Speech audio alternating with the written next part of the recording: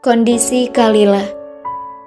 Padahal baru 2 minggu yang lalu Kalila terlihat baik-baik saja. Sama sekali tak menunjukkan kalau penyakit gadis itu kambuh. Kemarin juga Kalila terlihat baik-baik saja. Tak ada yang menyangka kalau Kalila tiba-tiba saja drop. Randy sejak tadi sudah kalang kabut melihat kondisi adiknya yang kini berada di ruang ICU. Dengan banyaknya alat yang menempel di tubuh Kalila. Memang, adiknya itu sama sekali tak sadar sejak siang tadi. Jangan tinggalin Kak Randy. Kak Randy belum siap. Kak Randy belum menebus semuanya.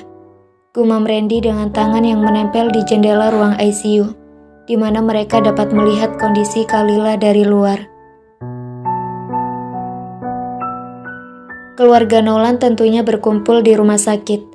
Bukan hanya keluarga inti saja, tapi ada juga keluarga yang lainnya. Ada juga keluarga Abid dan keluarga Indi. Sejak tadi, Abid sudah tak baik-baik saja. Pria itu terduduk di samping pintu ruang ICU, dengan wajah yang ditenggelamkan di kedua lututnya. Dia hancur kala mendengar kondisi Kalila. Seketika Abid kembali menyesal karena selama sebulan ini tak ada waktu bersama Kalila. Sementara Indi sudah tak kuasa menahan tangisnya. Padahal Kalila masih baik-baik saja kemarin. Dia juga sempat saling bertukar kabar dengan Kalila lewat via telepon. Kenapa bisa jadi begini? Enggak, Kalila nggak boleh sakit.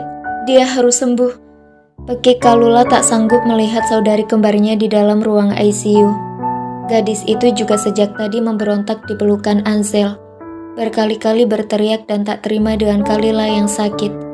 Teriakan memilukan dari Kalula membuat siapa saja dapat merasakan penyesalan di hati Kalula. Mereka merasakan apa yang Kalula rasakan. Lula, tenang, adik kamu akan baik-baik saja. Ucap Ansel menenangkan cucunya seraya dipeluk erat. Enggak, kalau kayak gini terus, kita nggak bisa buat Kalila bahagia. Kenapa cuma penderitaan yang Kalila dapat? Apa nggak bisa posisinya ditukar aja? Lula yang di sana. Tangis Kalula sungguh menyayat hati. Padahal gadis itu sudah berjanji akan membuat Kalila bahagia. Tapi kenapa saudarinya malah drop? Bagaimana caranya dia menebus semuanya? Kalula rasa, waktu 2 minggu Kalila tinggal bersama mereka sama sekali tak cukup membuat Kalila bahagia. Indi yang mendengar perkataan Kalula pun langsung mendongak. Dia menatap Kalula tajam. Apa tadi katanya? Kenapa cuma penderitaan yang Kalila dapat? Yang buat Kalila menderita itu kalian. Tapi kenapa kalian seolah gak merasa penderitaan Kalila itu dari kalian? Saya tahu, Kalila udah maafin kalian semua. Tapi saya yakin, Kalila masih belum sepenuhnya memaafkan kalian. Gak tahu kenapa, saya menyesal menyuruh Kalila untuk maafin kalian.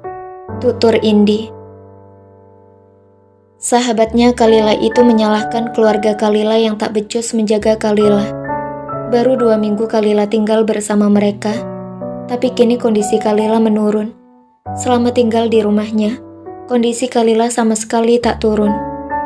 Indi, gak boleh kayak gitu, tegur Ibu Indi. Wajar memang Indi marah, tapi tak seharusnya Indi marah pada keluarga Kalila yang memiliki niat untuk menebus semuanya. Pintu ruangan Kalila terbuka, memunculkan Haliza yang baru saja dari dalam. Mata wanita parubaya itu sembab, menandakan kalau dia tengah menangis habis-habisan di sana. Saat ini, mereka memang diberi izin masuk menjenguk Kalila, tetapi satu persatu. Orang yang pertama masuk tadi adalah Kalula, setelahnya Indi, kemudian Ansel, disusul oleh Haliza. Seharusnya ini giliran Randy, tapi pria itu menolak karena tak sanggup melihat Kalila. Abid mau masuk? Tawar Haliza pada Abid. Dia tahu, mantan suami cucunya itu pasti juga ingin masuk dan melihat Kalila. Dibandingkan mereka, mungkin Abid yang lebih butuh bersama Kalila. Karena selama 2 minggu Abid sama sekali tak melihat Kalila. Dan ditambah lagi, Abid adalah orang yang pernah memberikan kasih sayang pada Kalila sekalipun itu hanya sesaat. Abid yang mendengar itu langsung mendongak. Jejak air mata sangat kentara di wajah bersih Abid. Boleh saya masuk? Tanya Abid. Silakan, kami gak mungkin marah. Apalagi ingat kamu orang yang pernah menunjukkan kasih sayang sama Kalila. Di saat kami gak bisa menunjukkan kasih sayang padanya, tutur Haliza. Abid pun langsung bangkit dari duduknya, mengambil baju steril yang memang disediakan oleh pihak rumah sakit. Ketika dia baru saja memasuki ruang ICU, Abid rasanya tak sanggup lagi melangkah untuk menghampiri Kalila yang terbaring di sana. Bahkan air matanya kembali jatuh membasahi pipinya dengan deras. Pria itu memaksakan diri untuk menghampiri Kalila dengan langkah berat. Kemudian langsung menggenggam tangan Kalila ketika sudah sampai di samping Kalila, tanpa duduk lebih dulu. "Kenapa malah kayak gini? Kamu gak bilang apa-apa sama saya, Kalila," gumam Abid. Abid menarik kursi untuk dia duduki. Setelahnya langsung menenggelamkan wajahnya di punggung tangan Kalila yang tidak terpasang infus. Dia menangis di sana, tak sanggup melihat Kalila. "Kamu kemarin bilang sama saya mau ke makam anak kita. Jadi ayo bangun, kita ke makam anak kita, Kalila." Abid masih terisak pelan. "Dia pasti kangen sama kamu. Saya punya fotonya. Saya akan tunjukkan sama kamu fotonya. Ayo bangun." Tak ada respon dari Kalila, membuat Abid semakin terisak keras. "Kamu harusnya tahu, saya nggak sanggup lihat kamu seperti ini, Kalila. Bukan hanya saya, tapi banyak orang yang nggak sanggup." Abid terus meracau, berbicara tak jelas. Sungguh, pemandangan di depannya saat ini adalah pemandangan yang paling menyakitkan seumur hidup Abid. Pria itu tak bisa membayangkan apa yang akan terjadi apabila Kalila tak ada. "Kamu sukses buat saya hancur, Kalila. Kamu sukses buat saya merasa kalau saya satu-satunya pria paling sial di dunia." Harusnya Kalila bangun. Harusnya Kalila merasakan kebahagiaan saat ini. Bukan malah seperti ini. Baru 2 minggu yang lalu Abid melihat Kalila tertawa dengan keras. Tertawa dengan bahagia tanpa adanya beban. Tapi kenapa sekarang kondisi Kalila tiba-tiba menurun? "Jangan jadikan ini terakhir kalinya saya melihat kamu. Saya mohon jangan. Ayo bangun." Abid terasa sudah cukup lama dia di ruangan Kalila. Pria itu bangkit dari duduknya, kemudian mendekatkan wajahnya pada wajah Kalila. "Bangun ya, jangan lama-lama tidurnya. Banyak yang sedih, termasuk anak kita. Saya yakin dia pasti sedih di atas sana pas melihat mamanya sakit." Bisik Abid tepat di telinga Kalila. Setelah berbisik di telinga Kalila, Abid mengecup kening Kalila cukup lama. Bahkan air mata pria itu jatuh membasahi kening Kalila. "Setidaknya bangun demi lihat makam anak kita," bisik Abid lagi setelah selesai mengecup kening Kalila. Selepas itu, Abid langsung melangkah keluar dari ruang ICU, tanpa dia sadar kalau jari-jari Kalila bergerak kala mendengar semua perkataan pria itu.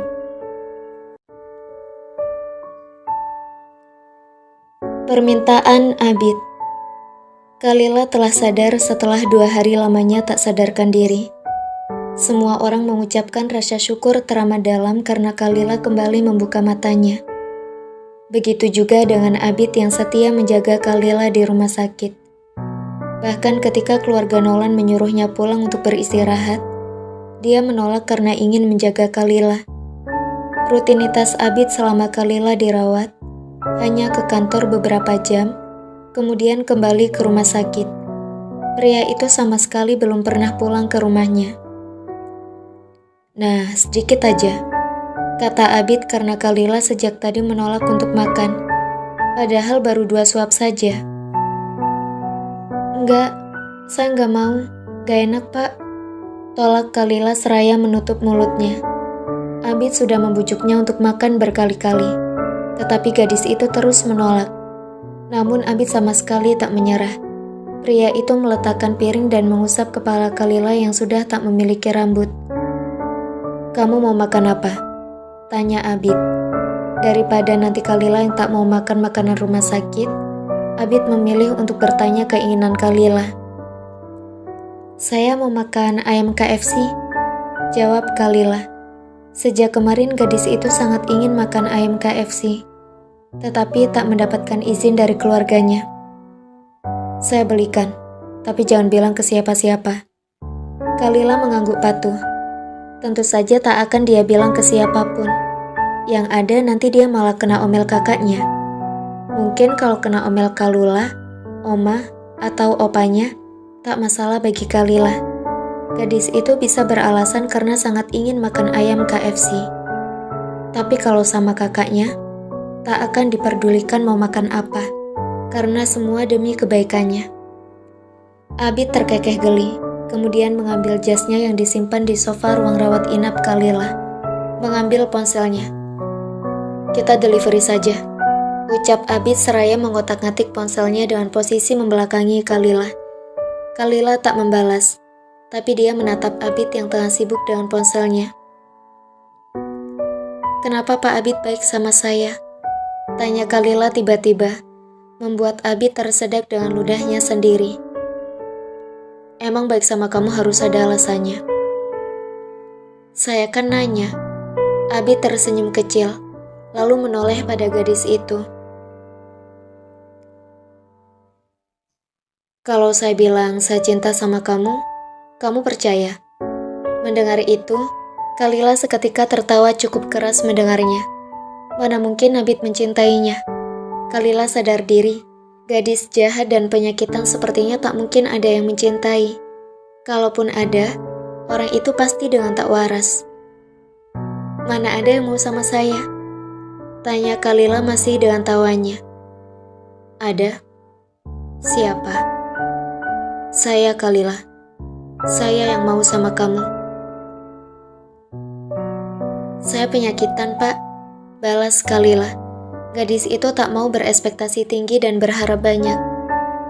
Saya tahu. Saya jelek. Di keadaan apapun, kamu tetap cantik. Balas Abid membuat Kalila seketika terdiam mendengarnya. Gadis itu langsung menunduk sedih. Dia tahu, apapun yang keluar dari mulutnya Abid pasti semua hanya kebohongan. Abid hanya mau membuatnya senang. Mari rujuk Kalila. Saya mohon, saya ingin kamu kembali sama saya, kata Abid. Kalila seketika mengangkat wajahnya, menatap Abid tak percaya. Mata gadis itu berkaca-kaca. Dadanya terasa ngilu bukan karena penyakitnya yang kambuh, tapi karena dia kembali mengingat kejadian 2 tahun yang lalu. Apa semua hal menyakitkan akan terulang lagi kalau dia kembali pada Abid? Sadar kalau Kalila tak bisa menjawab, Abid terkekeh geli. Gak usah terburu-buru, kamu bisa pikirkan lebih dulu, saya gak maksa. Pungkas Abid lalu pamit, untuk keluar sejenak karena baru saja driver yang membawakan pesanannya mengirimkan pesan bahwa sudah ada di depan rumah sakit. Tak ada yang bersuara antara Kalila dan Abid, membuat Indi yang kini sudah datang setelah pulang dari kantor, hanya melihat Kalila dan Abid bergantian dengan kening yang mengernyit heran. Tak biasanya mereka diam-diam seperti ini. Biasanya Abid selalu mengajak Kalila mengobrol. Bahkan hal yang bagi Indi tak penting pun, Abid bertanya pada Indi. Gadis itu mendekati Kalila, membuat Abid yang tadinya sibuk pada iPad-nya langsung menoleh pada Indi. Namun Abid tak mengeluarkan suara, tapi kembali lanjut menyelesaikan pekerjaannya yang sempat tertunda. Pak Abid kenapa? Bisik Indi saat dia sudah berada di samping Kalila.